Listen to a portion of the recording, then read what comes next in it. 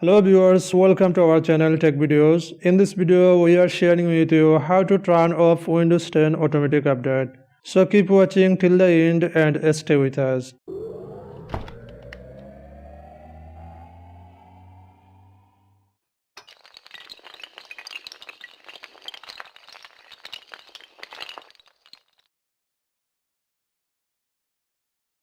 If you don't subscribe our channel, please subscribe our channel and thumbs up like button. First, go to Windows search box and search in here service. Service and press enter.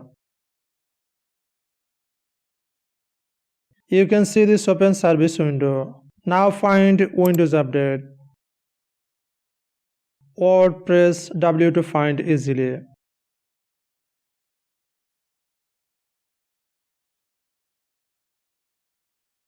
Here is Windows Update option, so double click on this option.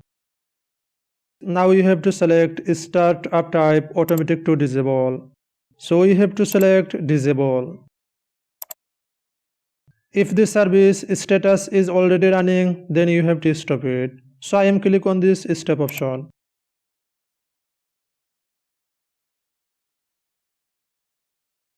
Now finally click on this apply button, then click on the OK button. We have to done.